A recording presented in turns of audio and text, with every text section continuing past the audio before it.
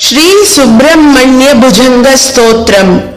by Adi Shankaracharya. Sada Balarupapi Vignatri Hantri Mahadanti Vaktrapi Panchasya Manya Vidhindradi Mrigya Ganesha Bhidhame Vidattam Shriyam Kapi Kalyana Murtihi.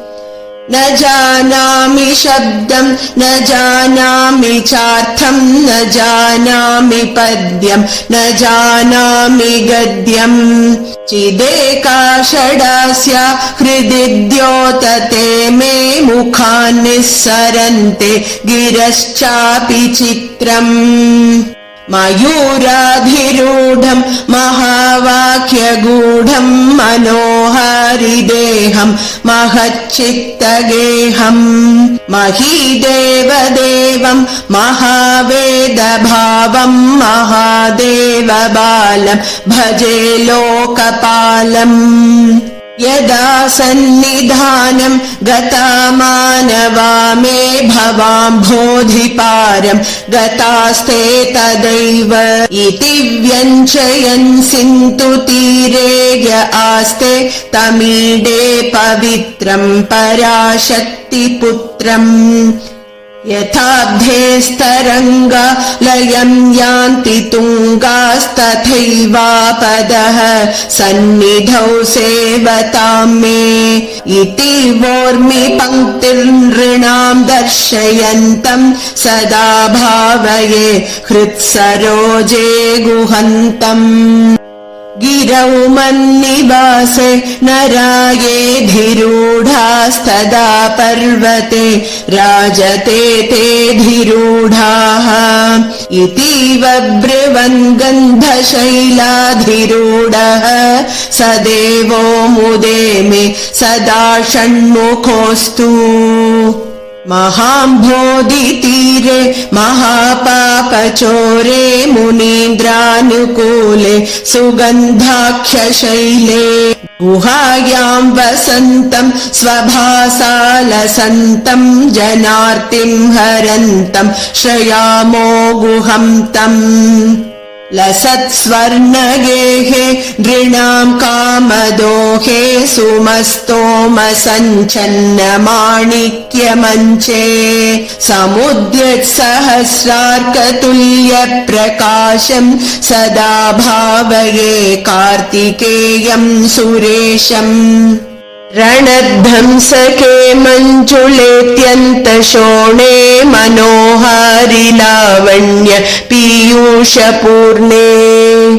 मनः षट्पदो मे भव क्लेशतप्तः सदा मोदतां स्कन्दते पादपद्मे सुवर्णाभदिव्याम्बरैर्भासमानां क्वणत्किङ्किणी मेखला शोभमानां लसद्भेमपट्टेन विद्योतमानां कटिं भावये स्कन्दते दीप्यमानाम् पुलिन्देशकन्या घना भोगतुङ्गस्तनालिङ्गनासक्त काश्मीररागम् नमस्याम्यहं तारकारे तवोरः स्वभक्तावने सर्वदा सानुरागम् विधौ क्लृप्तदण्डान् स्वलीलाधृताण्डान् निरस्ते भशुण्डान् द्विषत्कालदण्डान् हतेन्द्रादिषण्डान् जगत्त्राणशौण्डान् सदा ते प्रचण्डान् श्रये बाहुदण्डान् सदा शारदा षण्मृगाङ्का यदि स्युः समुद्यन्त एव स्थिताश्चेत् समन्तात् सदा पूर्णबिम्बाः कलङ्कैश्च हीनाः तदा त्वन्मुखानां ब्रुवे स्कन्दसाम्यम् स्फुरन्मन्दहासैः सहंसानि सञ्चत् कटाक्षावलि भृङ्गसङ्घोज्ज्वलानि सुधास्यन्ति बिम्बाधराणि शसूनो तवालोकये षण्मुखाम्भोरुहाणि विशालेषु कर्णान्तदीर्घेष्वजस्रम् दयास्यन्दिषु द्वादशद्वीक्षणेषु महीषत्कटाक्षः सकृत्पातितश्चेद्भवेत्ते दयाशील कानामहानिः सुताङ्गोद्भवो मेऽसि जीवेति षड्धा जपन्मन्त्रमीशो मुदा जिघ्रते यान् जगद्भारवृद्भ्यो जगन्नाथ तेभ्यः किरीटोज्ज्वलेभ्यो नमो मस्तकेभ्यः स्फुरत्रत्नकेयूरहाराभिरामश्चलत्कुण्डलश्रीलसद्गण्डभागः कटौ पीतवासाः करे चारुशक्तिः पुरस्तान्ममास्ताम् पुरारेस्तनूजः इहायाहि वत्सेति हस्तान् प्रसार्य ह्वयत्यादराच्छङ्करे मातुरङ्कात् समुत्पत्यतातम् शयन्तम् कुमारम् हराश्लिष्टगात्रम् भजे बालमूर्तिम् कुमारेश सूनो गुहस्कन्दसेनापते शक्तिपाणे मयूराधिरूढ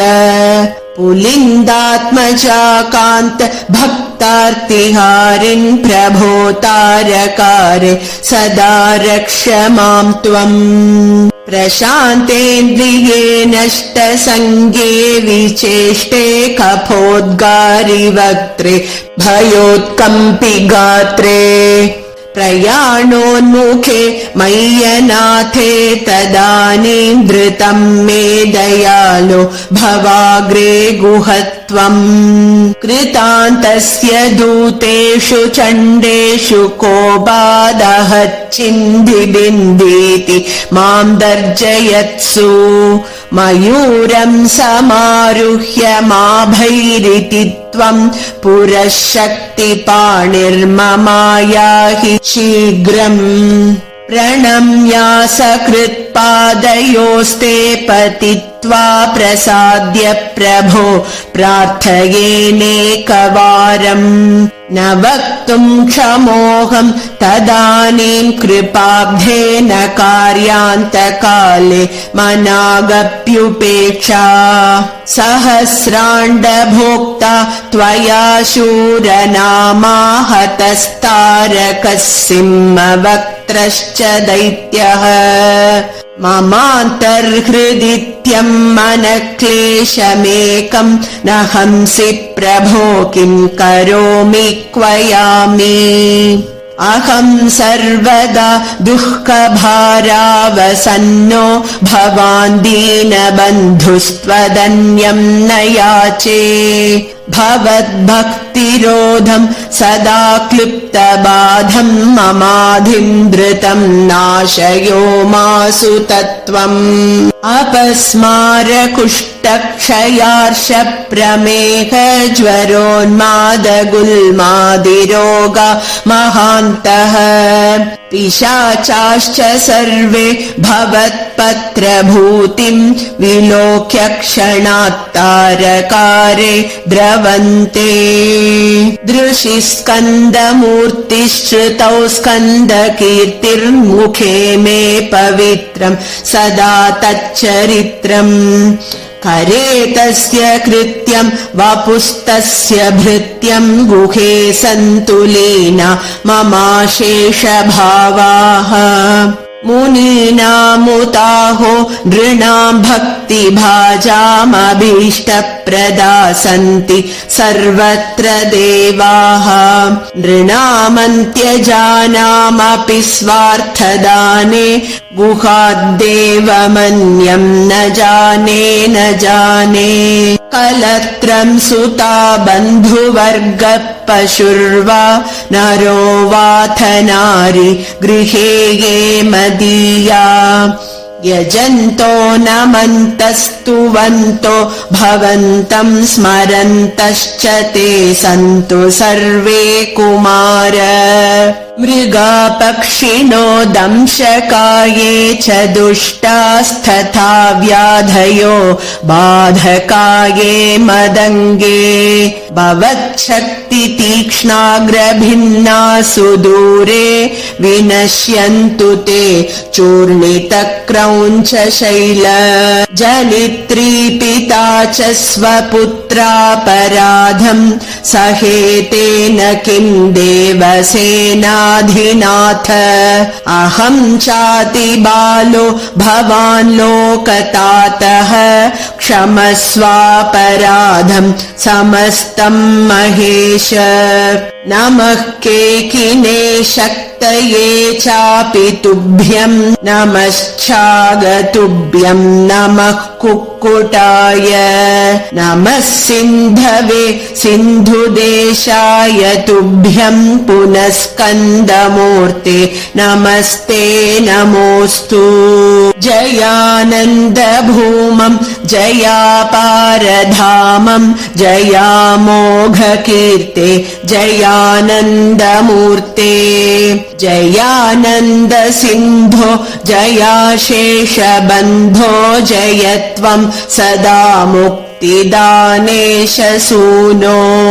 भुजङ्गाख्यवृत्तेन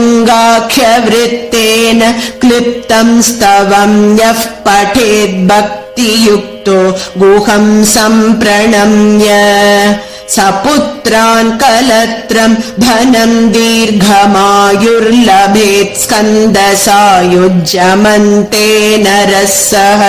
इति श्रीमत्परमहंस